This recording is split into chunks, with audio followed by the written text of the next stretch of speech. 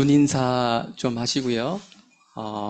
누가 오늘 또 못 나오셨는지 한번 좀 보시면 좋겠습니다.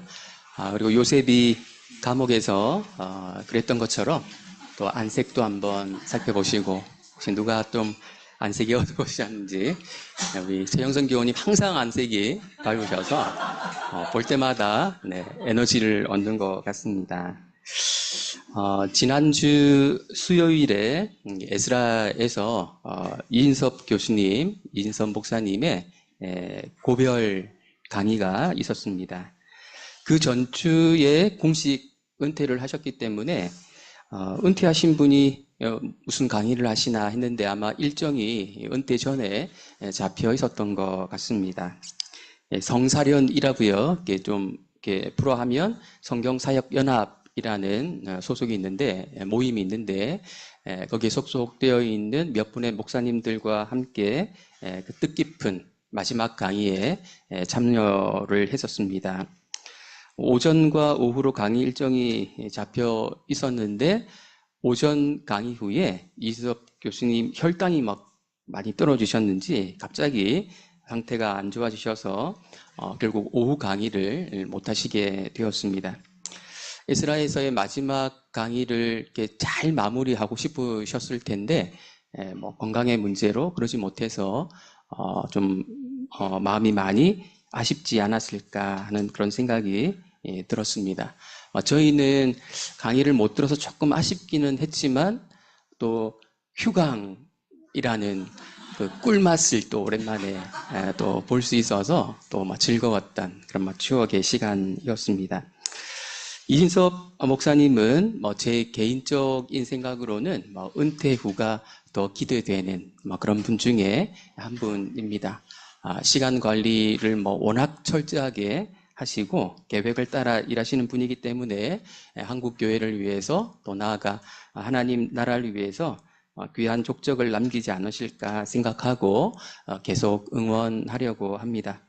우리 믿음의 교회 성도님들 가운데도 이미 은퇴하신 분도 계시고 또 곧 은퇴하려고 준비하고 계시는 분들도 아마 계실 것 같은데 제2의 인생을 잘 설계하시기를 또 바라고 또 같이 응원하도록 하겠습니다. 우리 사회에 다소 보편화되어 있는 은퇴 문화를 한번 생각해 보고 싶습니다. 젊은 시절에 열심히 일하고 저축하고 또 연금도 넣고 해서 노후에는 일하지 않고 여행하고 취미생활을 하면서 보내려고 하시는 분들이 많지 않을까 그런 생각을 해봅니다. 물론 그러고 싶지만 노후 준비가 잘 되지 않아서 그러고 싶어도 그럴 수 없는 분들도 또 다수 계실 것입니다. 젊어서 열심히 일을 했으니 노년에는 좀 놀고 쓰면서 여유 있게 살려고 하는 것이 우리 시대 사람들이 그러지 못하더라도 그러고 싶은 그런 은퇴 문화로 잡혀가고 있지 않나 하는 생각이 듭니다. 캠핑카를 사서 차박을 하면서 사는 것을 노후의 목표로 삼고 있는 분도 계실지 모르겠습니다. 나쁘다고 말할 수는 없겠으나 그리스도인들에게 요구되는 삶, 요약하면 구별된 삶, 거룩한 삶이라고 말할 수 있는데 그런 입장에서 본다면 옳다고는 좀 말하기 곤란한 그런 문화 현상이 아닌가 하는 생각이 듭니다. 오늘 본문의 다윗은 우리로 치면 은퇴 연령에 해당하는 말년에 목표를 가지고 부지런히 뭔가를 준비하는 그런 모습을 보여줍니다. 다윗의 모습을 좀 묵상하면서 또 참고하면서 나는 어떻게 말년을 보내면 좋을지 함께 좀 말씀 가운데 도전받는 그런 시간이 되었으면 좋겠습니다. 어제 본문은 아까 우리 전태용 집사님이 거의 이렇게 설교하듯이 좀 요약을 잘 해주셨는데요. 다윗의 인구조사라는 범죄가 결과적으로 성전 부지 확보라는 결과를 초래한 사실을 살펴보았습니다. 오늘 본문부터 남은 본문은 다윗이 성전을 건축하기 위한 준비를 하는 그런 일련의 과정들을 자세하게 보여주고 있습니다. 사무엘서에는 없는 역대기서에만 있는 그런 또 독특한 특별한 기록이죠. 단지 돌이나 나무로 된 건물을 지은 것이 아니라 성전 제의가 원활하게 진행될 수 있도록 제도, 즉 소프트웨어를 만드는 작업을 진두지휘하는 그런 모습을 보게 될 것입니다. 우리 읽었지만 2절에서 5절 말씀, 우리 다시 한번 중요하게 반복되는 단어가 무엇인지를 좀 유심히 관찰하면서 다시 한번 읽어보겠습니다. 2절부터 5절입니다.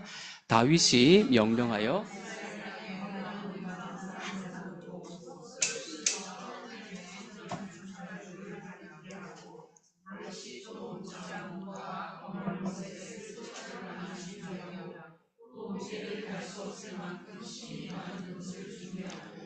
또 백향목을 무수히 준비하였으니 이는 시돈 사람과 두로 사람이 백향목을 다윗에게로 많이 수운하여 왔습니다.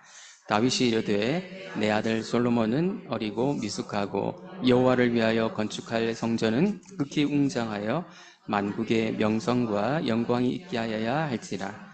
그러므로 내가 위하여 준비하리라 하고 다윗이 죽기 전에 많이 준비하였더라. 네, 반복적으로 언급되어서 눈에 확 들어오는 단어가 무엇입니까? 네, 준비라는 단어죠. 이방 사람을 모으고 석수를 시켜서 성전 건축을 위한 돌을 다듬게 하고, 즉 돌을 준비하고, 그리고 철을 준비하고, 놋을 준비하고, 백향목을 많이 준비했다. 뭐 이런 내용을 이 부분에서 다루고 있습니다. 여기서 소개되는 놋, 나중에 성전 뜰에 놓일 놋바다의 재료가 되고 또 성전의 두 기둥의 재료가 될 것입니다. 철은 문을 장식하는 기구를 만드는 데 사용될 것입니다. 그리고 백향목을 무수히 많이 준비했습니다. 성전 건축할 때 주된 재료가 될 것입니다. 시돈 사람과 두로 사람을 활용해 백향목을 준비하는데 이것은 국제 관계를 많이 경험한 다윗의 연륜이 있었기에 가능한 일이었을 것입니다. 이제 막 솔로몬이 왕이 되어서 솔로몬이라면 그런 일을 감히 상상할 수 없는 그런 일을 연륜이 깊었던 다윗이 준비한 것이죠. 여기서 우리가 좀 정리해야 할 것은 다윗은 성전 건축 준비를 하는데 대충 어설프게 하지 않았다는 것입니다. 역대기 저자가 강조하는 것, 아까 우리가 읽었던 준비, 정말 열심히 준비했다라는 사실을 우리에게 강조해서 보여주고 있습니다. 비록 솔로몬이 성전을 건축했기 때문에 솔로몬 성전이라고 호칭을 하기도 하지만 다윗의 성전이라고 불러도 전혀 어색하지 않고 과언이 아닌 표현일 것입니다. 그 성전은 모든 재료를 그리고 성전의 제도, 소프트웨어를 다윗이 만들었기 때문에 다윗의 성전이라고 불러도 손색이 없죠. 그렇게 열심히 다윗이 준비를 했습니다. 다윗의 이런 모습 속에 훗날 다윗의 후손으로 이 땅에 오실 예수님의 모습이 오버랩 되는 것을 우리는 발견할 수 있습니다. 예수님은 성전에서 매매하는 자들의 상과 의자를 엎으시고 사람들을 성전에서 내보내시는, 쫓아내시는 등 오늘 우리의 시각으로 볼 때에는 다소 과격해 보이는 그런 행동을 하셨는데 요한복음은 이러한 예수님의 모습을 주의 전을 향한 열심이라고 표현했습니다. 다윗과 예수님 둘 다 성전 건축과 관련된 열심을 표현하신 것이죠. 예수님이 하신 일은 제 기능을 잃어버린 성전, 제 기능이 무엇입니까? 사람을 살리고 새롭게 만드는 기능이죠. 그런데 그 기능을 잃어버린 성전에 대한 심판 행위였고 나아가서 돌로 만든 건물이 아닌 새 성전을 만들고자 하는 열심이 드러난 행동이었고 준비 과정이었죠. 그분의 열심과 준비가 있었기 때문에 오늘 우리 새 성전이라고 말할 수 있는 오늘 우리가 있게 된 것입니다. 다윗이 성전을 건축하고자 한 목적이 5절에 나오는데요. 우리 5절 말씀만 다시 한번 읽어보겠습니다. 다윗이 이르되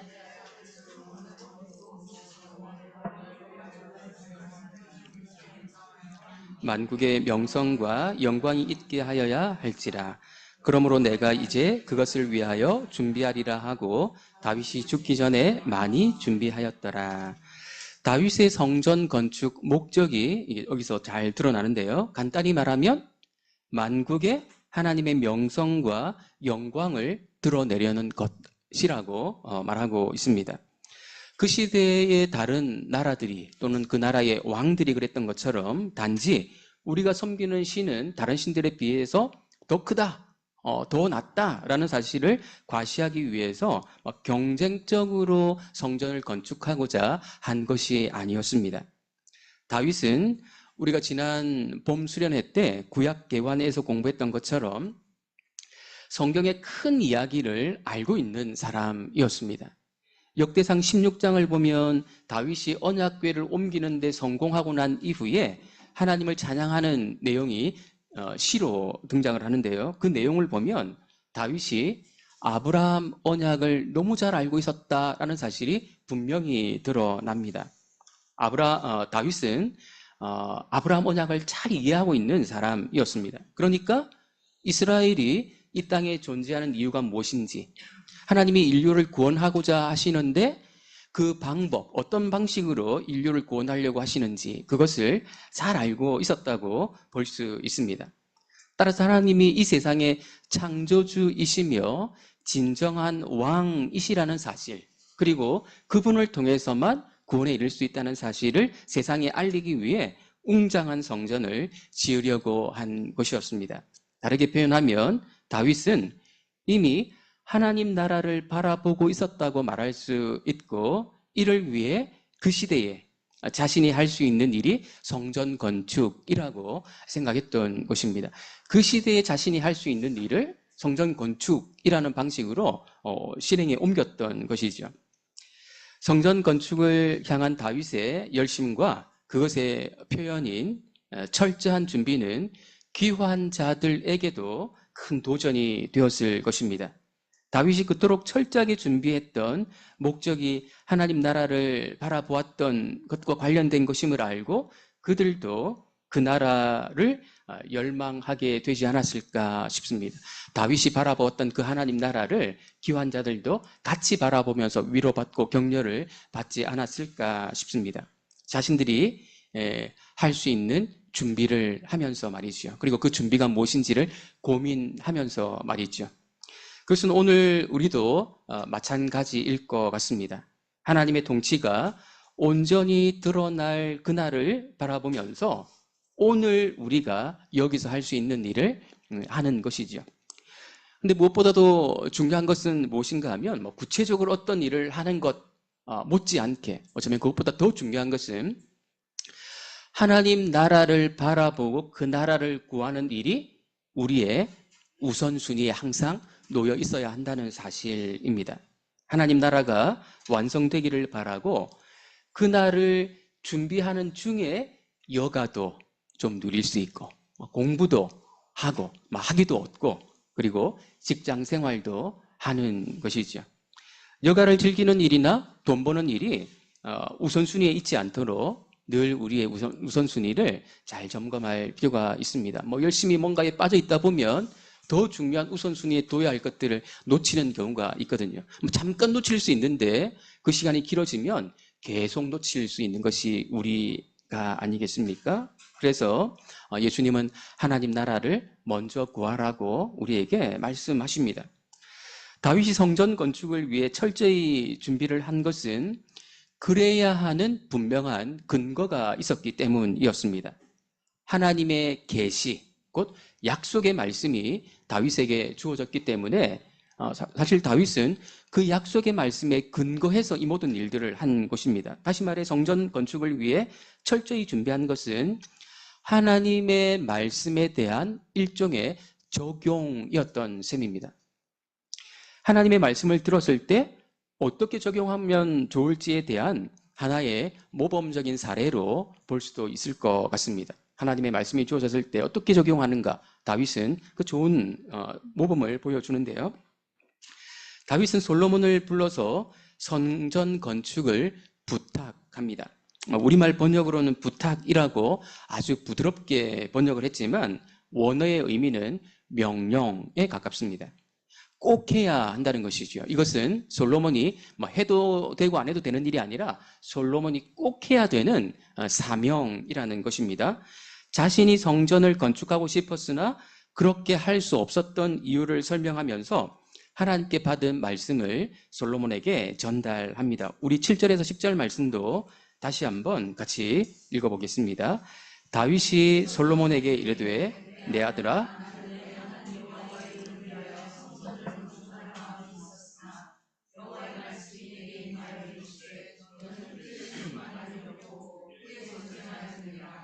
내가 내 앞에서 땅에 피를 많이 흘렸은즉 내 이름을 위하여 성전을 건축하지 못하리라. 보라, 한 아들이 내게서 나리니 그는 온순한 사람이라. 내가 그로 주변 모든 대적에게서 평온을 얻게 하리라. 그의 이름을 솔로몬이라 하리니 이는 내가 그의 생전에 평안과 안일함을 이스라엘에게 줄 것임이니라. 그가 내 이름을 위하여 성전을 건축할지라. 그는 내 아들이 되고 나는 그의 아버지가 되어 그 나라 왕위를 이스라엘 위에 굳게 세워 하셨나니. 아멘. 다윗이 성전 건축을 위해 재료들을 철저히 준비하는 모습을 보인 것은 자신이 성전 건축을 허락받지 못했기 때문이고 아들로 성전을 건축하라는 말씀이 주어졌기 때문에 그 일이 이루어질 수 있게 하려고 그리했다는 것입니다. 자신이 할 수 없다는 사실을 받아들인 것이고 아들이 그 일을 할 수 있도록 도우려 한 것이었다는 것입니다. 다윗이 참 좋은 적용을 하지 않았나 하는 생각이 듭니다. 하나님의 이 말씀을 표면 그대로 받아들인다면요, 각 사람은 자기의 역할과 사명이 있다는 것이죠. 다윗은 전쟁을 해서 자기 나라의 평화를 안착시키는 것, 그것이 자신의 역할과 사명이었습니다.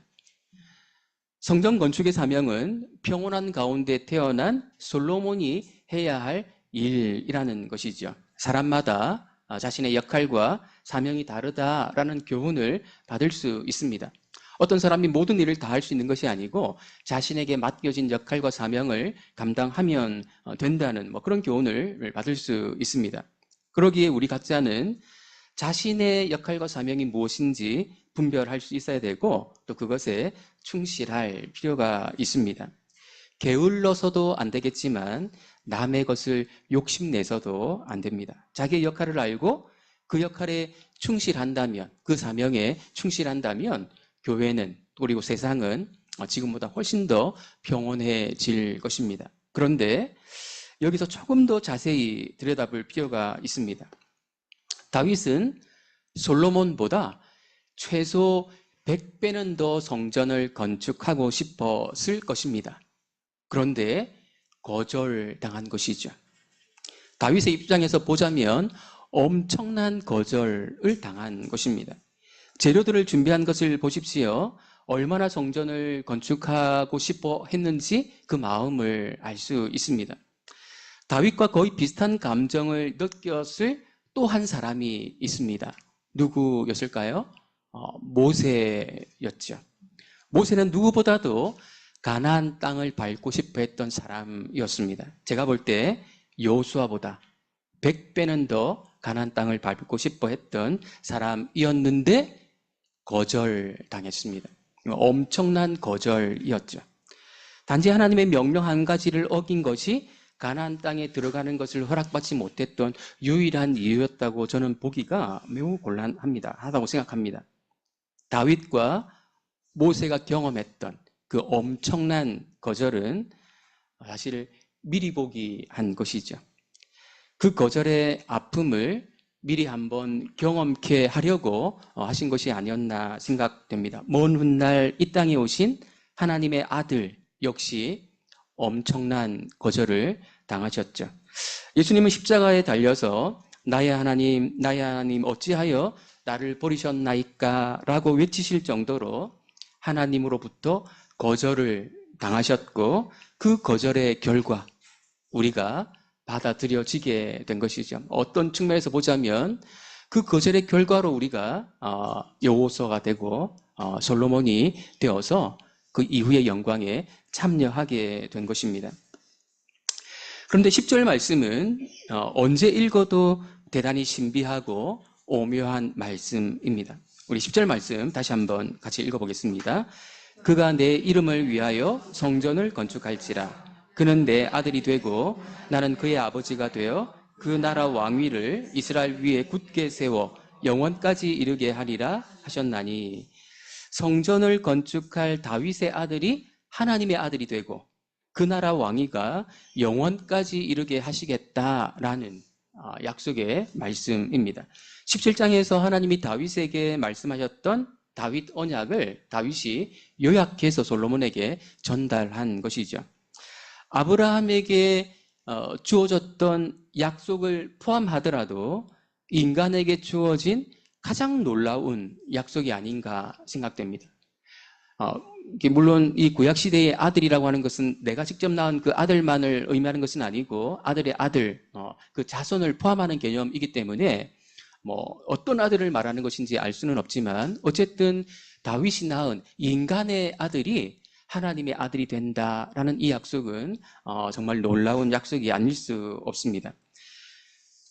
그리고 그의 왕위가 영원히 이어진다라는 약속도 대단히 놀라운 약속이지요. 땅과 하늘의 경계가 모호해지는 것 같은, 땅의 왕국을 말하는 것인지 하나님 나라를 말하는 것인지 모호한 이 약속은 돌아온 귀한 자들에게 큰 소망으로 다가왔을 것입니다. 어쩌면 유일한 소망이었을 것입니다. 이 약속의 성취를 고대하며 자신들의 살았던 그 삶의 터전을 포기하고 귀환한 것이죠. 이 사람들이 가졌을 그 숭고한 바람, 기대, 소망을 생각해 본다면 참 짠한 그런 생각이 들지 않을 수 없습니다. 8절에서 10절까지가 하나님이 다윗에게 주신 계시의 말씀, 약속의 말씀이었고 그 전후로 이 약속의 말씀에 대한 다윗의 적용이 소개되는데, 앞에서는 성전 건축을 위해 재료를 준비하는 방식으로 적용했다면 이제는 사람을 준비하는 방식으로 적용하게 될 것입니다. 성전 건축의 물리적 재료보다도 더 중요한 것은 사람이죠. 그 중에서도 성전 건축의 책임자라고 할 수 있는 솔로몬은 가장 중요한 역할을 맡은 사람이라고 말할 수 있습니다. 솔로몬은 성전을 건축하기에 합당한 사람이 될 필요가 있었습니다. 왜냐하면 성전은 단순한 건물이 아니었기 때문이죠. 성전을 건축하기에 합당한 사람이 되는 필요 충분 조건은 건축학 개론을 공부해 두는 것이 아니고 여호와께서 함께 하시는 사람이 되는 것이었습니다. 다윗이 솔로몬에게 당부하는 내용이 11절부터 16절까지 소개가 되는데요. 전체 권면을 감싸는 내용, 그러니까 11절과 16절에 동일하게 나오는 표현을 우리가 잘 관찰할 필요가 있는데, 그것은 여호와께서 함께 하시는 것입니다. 11절에서는 기도하는 형식으로 하나님께서 너와 함께 하시기를 원한다고 했고, 16절에서는 축복하는 형식으로 하나님께서 함께 하시기를 바라는 소원을 담고 있습니다. 하나님께서 함께 하시는 그것이 틀이 되고 기본이 되어야 한다는 것이죠. 왜냐하면 성전은 무엇보다도 하나님의 임재가 있는 곳이어야 했기 때문입니다. 그래서 그 성전을 건축하고자 하는 총책임자는 하나님의 임재를 경험하는 사람이어야 한다는 것입니다. 누구보다도 다윗은 하나님께서 함께 하시는 것, 또는 하나님께서 함께 하셔서 도우시는 것의 중요성을 잘 알고 있었던, 그리고 많이 경험했던 사람이었죠. 역대상 11장에서 12장은 다윗이 헤브론에서 왕이 되는 이야기를 소개하고 있는데, 11장 시작하는 부분과 12장 마지막 부분에서 헤브론에서 왕이 되었다는 사실을 소개하는 내용으로 둘러싸고 있고, 그 사이에 어떻게 헤브론에서 왕이 되는 것이 가능했는지를 설명하는 그런 내용으로 이루어져 있습니다. 다윗이 헤브론에서 왕이 될 수 있었던 것은 그와 함께했던 용사들 때문이었다고 말하고 있습니다. 그런데 다윗을 돕기 위해 찾아온 용사들 중에서 성령에 감싸였다고 표현되는, 역대기 기자가 그렇게 표현하는 아마세라는 사람이 있었는데 다윗에게 이런 말을 하지요. 우리가 당신과 함께 있으리니 원하건대 평안하소서. 당신도 평안하고 당신을 돕는 자에게도 평안이 있을지니 이는 당신의 하나님이 당신을 도우심이니이다. 성령에 감싸인 아마세가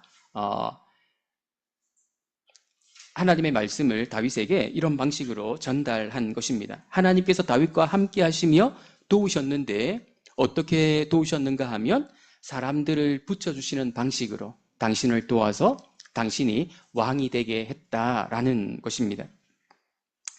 다윗은 하나님의 함께 하심이 현재의 자신을 있게 한 가장 중요한 원인임을 알고 있었고 솔로몬에게도 그리 되기를 바라는 표현을 하고 있는 것입니다. 성전을 건축해야 하기에 더 그리 되어야 했다는 것이죠. 하나님의 임재를 위해 기도하고 축복하는 내용 사이에 다윗이 솔로몬에게 요구하는 권면이 들어 있습니다. 우리 13절 말씀 같이 한번 읽어보겠습니다. 그때에 내가 만일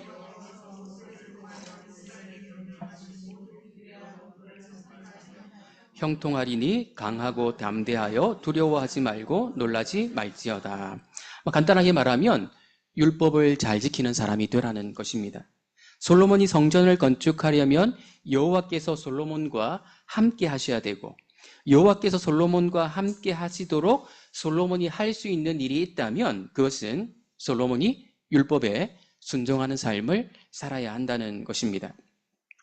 하나님이 함께 하시는 것과 율법에 순종하는 삶은 동전의 양면과 같은 것입니다. 하나님이 함께 하시는데 율법에 순종하지 않는 모습과 연결되거나 율법에 순종하는데 하나님이 함께 하시지 않는 모습은 상상하기가 어렵습니다. 그런데 우리는 솔로몬에게서 어떤 일이 일어났는가를 잘 알고 있습니다. 물론 성전을 건축할 때까지는 괜찮았죠. 그런데 성전을 건축하고 난 이후에 그의 모습은 안타깝게도 율법에 순종하지 않으므로 하나님이 함께 하시기 곤란한 상태가 되어버렸습니다. 다윗의 아들이 하나님의 아들이 된다고 했는데 그런 모습을 기대하기 곤란한 그런 모습이 되어버린 것입니다. 그 이후에 왕들도 크게 다르지 않았죠. 그나마 히스기야, 요시야 왕이 괜찮았는데 역대하를 묵상하면 나오겠지만 이들도 온전치 못했다는 사실이 드러나게 될 것입니다. 다윗의 아들이 하나님의 아들이 된다는 그 약속이 성취되는 그 아들들이 아니었다는 것입니다. 그렇다면 하나님의 약속은 어떻게 되는 것입니까? 성전은 어떻게 되는 것입니까? 다윗의 아들이 하나님의 아들이 되고 그의 왕위가 영원히 지속되게 하겠다는 하나님의 약속은 어떻게 되는 것입니까? 감사하게도 그리고 놀랍게도 누구보다도 하나님과 함께 계시던 분, 그리고 충분히 이해하기 어려울 수도 있지만 하나님 자신이기도 한 그분이 이 땅에 오셨습니다. 그는 율법을 따라 사셨을 뿐 아니라 율법의 진정한 의미가 무엇인지를 풀어 설명하셨던 율법의 참 선생이기도 하셨고 율법의 주인, 율법의 창시자이기도 하셨습니다. 그래서 다윗에게 주셨던 영원한 나라, 그 나라의 영원한 왕이 되시기에 조금도 부족함이 없는 자격을 갖추신 분이라는 사실을 증명하셨죠. 하나님이 다윗에게 주셨던 약속이 바로 그분에게서 성취가 되었던 것입니다. 그리고 이런 사실을 복음이라고 성경은, 신약 성경은, 복음서는, 바울은 우리에게 알려주고 있습니다. 지금은 그 약속이 성취된 시대를 우리가 살아가고 있는 것이죠. 현재 우리의 시점을 좀 입체적으로 잘 이해할 필요가 있는데요. 승천하신 예수님, 부활하시고 승천하신 예수님이 영원한 왕으로 통치하고 계시고 우리는 완성될 하나님의 나라를 바라보면서 그분께 충성하고 있는 위치에 우리가 현재 있는 것입니다. 그분은 이미 영원한 왕으로 통치하고 계시다라는 사실을 우리가 잘 기억할 필요가 있습니다. 이 일은 그냥 과거에 머물러 있는 일이 아니고 미래에 이루어질 일도 아니고 현재 처해 있는 그런 우리의 모습이다. 그분은 왕으로 통치하고 계시고 우리는 그분께 충성으로 반응해야 되는 위치에 있는 사람들이다라는 사실을 기억할 필요가 있겠습니다. 솔로몬을 준비시킨 다윗은 이스라엘 백성을 대표하는 이스라엘의 방백들을 또한 준비시키는데요. 그들에게 당부하는 일은 간단히 말하면 솔로몬을 도와서 성전 건축을 완성하라는 것입니다. 우리 18절, 19절 말씀 같이 한번 읽어보겠습니다. 너희 하나님 여호와께서 너희와 함께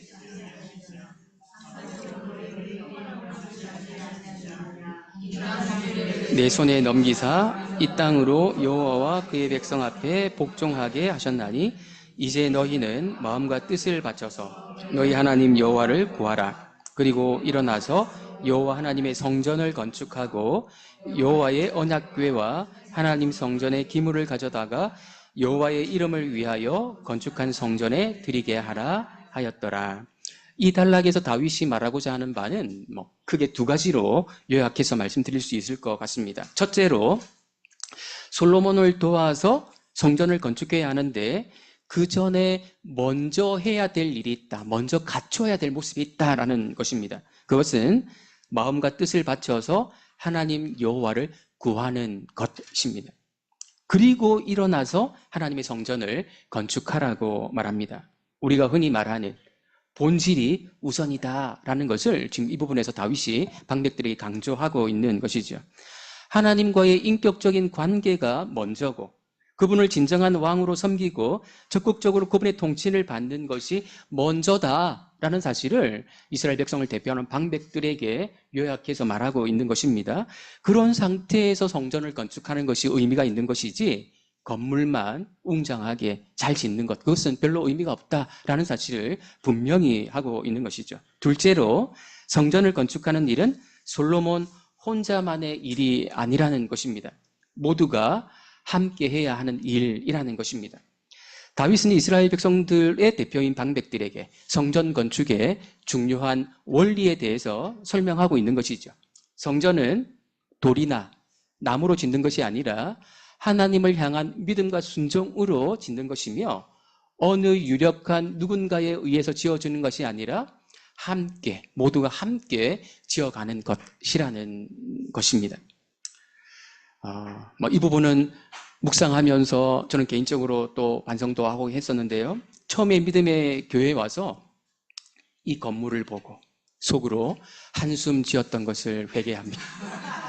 믿음의 교회라는 이름도 없는 이 부분을 보면서 참 한숨 쉬었던 그런 순간이 있었던 것을 회개합니다. 더 중요한 것은 하나님을 향한 믿음과 순종이라는 사실을 다시 한번 되새기는 그런 시간을 갖게 되었습니다. 아울러 우리 공동체는 어느 한 사람 또는 몇 사람이 세워가는 것이 아니라 우리가 함께 세워가야 한다는 사실을 잘 기억했으면 좋겠습니다. 오늘 말씀을 정리하겠습니다. 다윗은 하나님의 말씀에, 계시의 말씀, 약속의 말씀에 근거해서 살았던 대표적인 사람이었습니다. 그 말씀에 근거해서 포기할 것은 포기하고 또 자신이 할 수 있는 일에 최선을 다하며 살았습니다. 자신의 역할과 사명이 무엇인지 알았고 그 역할과 사명에 충실한 삶을 살았습니다. 그는 목적이 분명한 삶을 살았습니다. 하나님이 온 세상의 진정한 왕이 되시는 것, 왕으로 드러나시는 것, 그것이 그의 목적이었죠. 그리고 그 목적이 이루어질 수 있도록 소위 말하는 은퇴 이후에도 말년에도 그는 최선을 다하는 삶을 살았습니다. 은퇴 이후에 너무 놀고 편하게 살 계획만 세우지 말고 다윗이 그랬던 것처럼 하나님 나라를 위해서 무엇을 할 것인지 같이 고민하고 그 일을 위해서 또 자신에게 주어진 역할과 사명을 다하면서 살아가기로 다시 한번 마음에 다짐하시는 그래서 또 우리 7월부터 조도 바뀌고 또 조장도 바뀌게 될 것인데 또 이렇게 바뀌는 그 과정에서 내 역할과 사명이 무엇인지를 또 잘 생각해보고 그 사명에 충실한 모습으로 우리 공동체를 아름답게 세워가는 그런 저와 여러분들 되시기를 예수님의 이름으로 축원드립니다. 기도하겠습니다. 하나님 아버지, 다윗이 살았던 삶의 모습을 반추하며 우리 자신들의 모습을 돌아보는 그런 시간을 갖게 해주심을 감사드립니다. 하나님의 말씀을 묵상하고 또 그 말씀을 묵상하면서 자신의 삶 가운데 바르게 적용하려고 애썼던 그런 다윗의 모습을 봅니다. 성전을 웅장하게 건축해서 하나님이 이 세상의 진정한 왕이심을, 창조주이심을, 그분을 통해서만 구원에 이룰 수 있음을 드러내려 했던, 말년까지도 그 일에 최선을 다했던, 준비하는 일에 힘썼던 그의 모습을 보며 도전을 받습니다. 하나님, 우리도 곧 도래하게 될 하나님의 나라를 믿음의 눈으로 바라보며 나에게 주어진 역할과 사명에 더욱 충실하기로 다짐하는, 그래서 이후에 믿음의 공동체가 더 든든히 세워져 가는 은혜가 넘치도록 하나님 우리 공동체와 함께해 주시고 축복해 주옵소서. 예수님의 이름으로 간절히 기도드립니다. 아멘.